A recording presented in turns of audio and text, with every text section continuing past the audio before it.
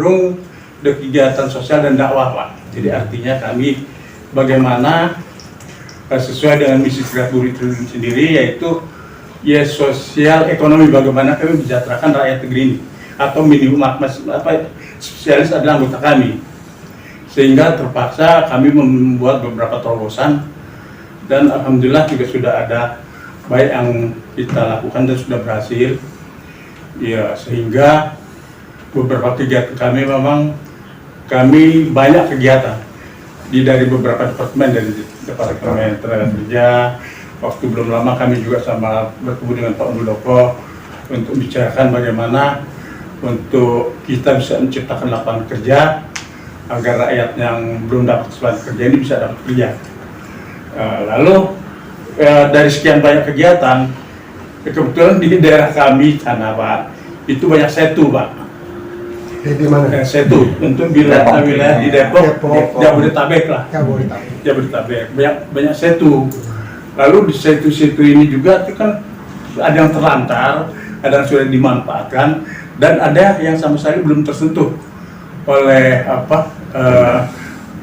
kelompok masyarakat dan lain. Ya, kita melihat potensi alam kita, lingkungan kita nih Pak, ya. Di mana kita melihat situ-situ, apalagi di Bogor, di Jabodetabek ini cukup banyak. Nah, kita melihat situ ini kan bisa potensi benar kalau kita manfaatkan, karena kita anggap situ ini adalah lahan tidur. Bagaimana lahan tidur ini menjadi lahan produktif? Nah, kita bikinlah Pak di sana bersama-sama masyarakat lingkungan sebuah usaha yang disebut destinasi pariwisata. Nah, dengan demikian ternyata bisa menyerap paling tidak tenaga kerja, walaupun itu dari lingkungan. Kemudian juga bisa kita mengangkat masyarakat situ bagaimana berupaya berjualan secara kecil-kecilan, karena kita tahu setiap tempat wisata pasti orang berkunjung ini butuh minum, butuh makan, segala macam. Nah, kemudian ada lagi untuk perparkiran gitu kita lakukan, karena orang berkunjung ada motor, ada mobil. Nah, mereka artinya ada petugas parkir yang gitu. Nah, pada akhirnya dengan demikian kan akhirnya ini terangkat, Pak. Nah, akhirnya bagaimana sebenarnya kita mengangkat ekonomi masyarakat? Pada akhirnya ini kita temukan, Pak. Nah, di Depok ini kita udah bangun beberapa situ, ya tentunya berkaitan dengan Disporyata, PUPR, Dinas Lingkungan berkaitan. Nah, karena ini banyak, kita pikir ini akhirnya juga menjadi suatu usaha kita di pariwisata. Nah, inilah yang kita katakan kita ingin kembangkan, Pak. Pariwisata, destinasi pariwisata yang bisa mereka datang, syukur-syukur dengan biaya murah itu kan juga ini. Di samping juga menyerap tenaga kerja, dan itu bisa dimanfaatkan secara maksimal, Pak. Seperti yang tadi teman-teman bilang, ya di sana di situ tuh banyak potensi yang bisa tergali, Pak. Yang terlupakan, disingkirkan. Contoh sekarang kita berpikir pantang sekarang ini masalah asongan itu.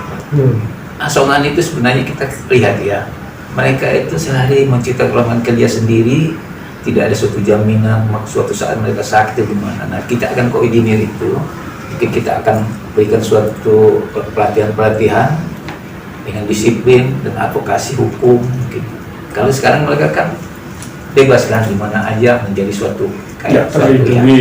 Nah, nanti kita akan didik mereka, kita ajar mereka, kita kasih advokasi hukum. Kalau terjadi apa-apa ya ngadu ke kita akan bantu. Kedua dengan masalah ini juga masalah pengamen. Pengamen ini kita angkat ya harga diri mereka itu jangan hanya di pinggir jalan. Kita angkat dia mempunyai satu kreatif itu. Pengamen ini kita lihat mereka nggak ada yang melihat mengangkat. Nah, kita akan angkat mereka. Itu mau banyak. Jadi jangan mereka hanya di pinggir jalan aja. Jadi suatu kreasi mereka suaranya bagus, angkat. Silakan kita izin. Kita minta izin, kita sudah izin sudah ada restu dari pariwisata misalnya, kita tampil yang keren, tampil yang bermutu lah gitu. Jangan sebagai dengan baju yang mungkin agak keren lah dengan adat-adat gitu. Nah, ini sebenarnya pemikiran. Begitu kita lihat Kulintang, kita tadi akan bangun tadi lihat Kulintang itu. Ini sebenarnya potensi kita ini.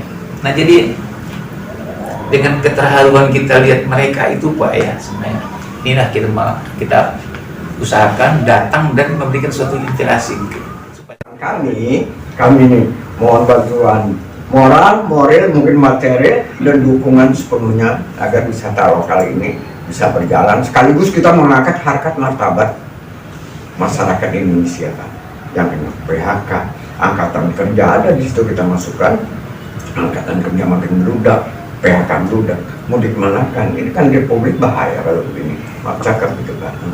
Seperti Indonesia juga terkenal visit Indonesia ya, maaf cakap, saya dekat sama Yo Papi, waktu beliau mau ke Malaysia sempat telepon ke saya Pak, saya udah tua Pak, Mas Kandi, saya diundang sama Malaysia untuk membentuk visit Malaysia ya, belum lama ke Korea, sekarang nggak ada lagi beritanya kemana beliau ini. Kebetulan ya tadi saya katakan, saya dari tukang ngepel jujur sektor pariwisata sampai personal manager 16 tahun sampai saya di Gendaman, dan saya duduk di Pak Heri sempat keliling sampai ke Eropa. Ini sekedar ini Pak. Why not? Kenapa tidak? For the next time, tourism in Indonesia is good. Mungkin bisa menghasilkan income devisa dalam negeri. Mungkin bisa urutan pertama karena minyak kita ini udah habis Pak. 15 tahun lagi habis ini minyak kita udah. Mari di turisme pariwisata ini kita tingkatkan. Apalagi yang bisa kita gade atau kita jual. Semua udah dikontrak sama luar negeri. Ya inilah yang ada, kita manfaatkan. Saya rasa itu Pak. Tidak berdampak pada masyarakat kalau kita ingin supaya paling tidak bantuan kita yang kecil ini tapi langsung berdampak Pak, dan mereka bisa terus hidup dari tempat atau alat yang kita berikan pada masyarakat kecil. Itulah Dan bergulir nantinya Pak. Dan akan bergulir terus. Di mana banyak peminat kerja lebih kecil daripada penempatan kerja itu sendiri.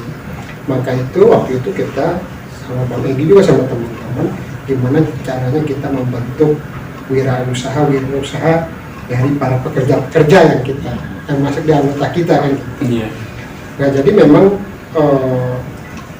kesadaran masyarakat ini perlu ditumbuhkan bahwa memang kita tidak lagi bisa mengandalkan peluang kerja, tapi bagaimana kita menjadi pencipta lapangan kerja.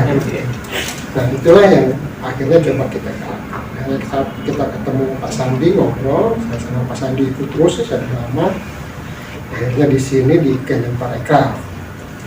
Begitu kita di Kemenparekraf, ternyata memang di dalamnya itu ada cita-cita yang sama.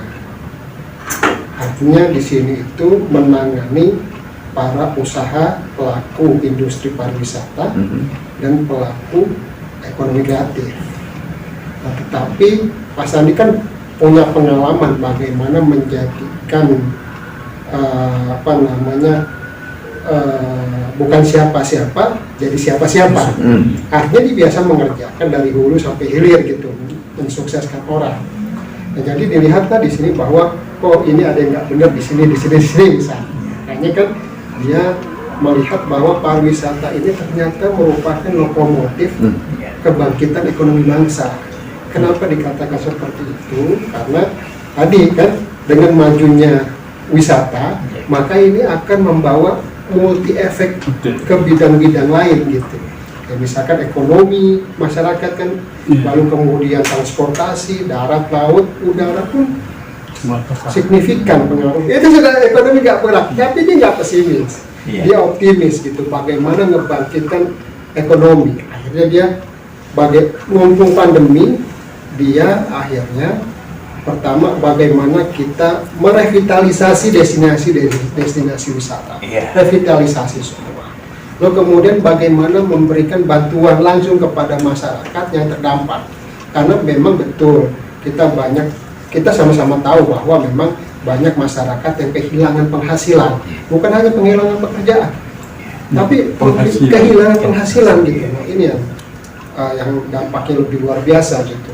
Nah karena itu Pak Menteri sama teman-teman di sini, yuk kita coba inventarisir pelaku industri pariwisata siapa saja yang terdampak, lalu pelaku ekonomi kreatif siapa saja, di mana saja itu yang terdampak kita bantu.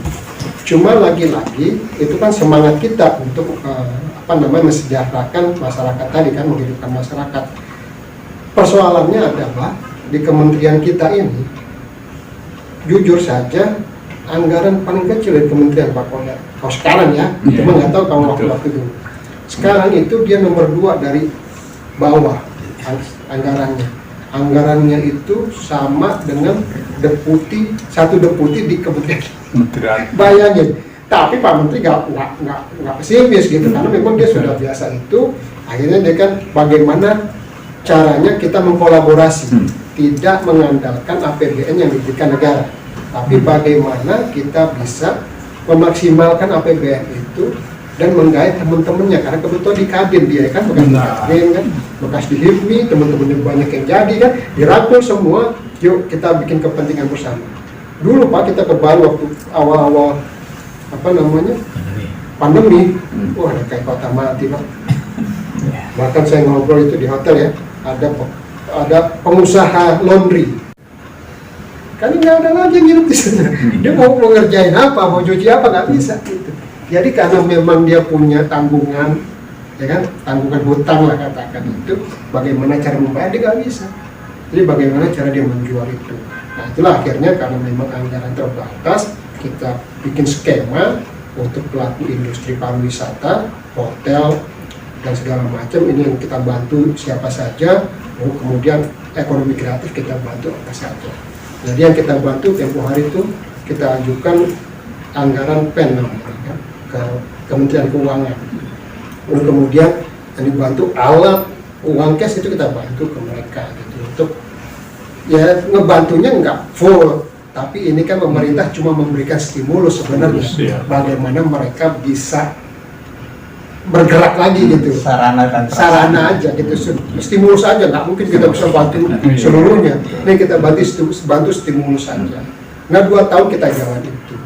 Nah tadi saya katakan tahun pertama memang Pak Menteri konsentrasi ke revitalisasi destinasi wisata untuk mempersiapkan jika setahun itu pulih kembali, maka sudah siap kedatangan wisatawan itu kan gitu. Nah tahun kedua 2021, maka Pak Menteri tadi bikin bagaimana caranya menghidupkan ekonomi kerakyatan. Jadi Pak Menteri berpikir kita harus hidupkan roda ekonomi dari desa, kan gitu, itu ekonomi dari desa. Nah tadi karena Pak Menteri berpikir pariwisata merupakan lokomotif kebangkitan ekonomi, maka dibuatlah kegiatan Anugerah Desa Wisata Indonesia. Nah, mulai itu bergejolak tuh desa-desa. Bagaimana Pak Menteri membuat pariwisata bisa jalan dengan berbasis masyarakat.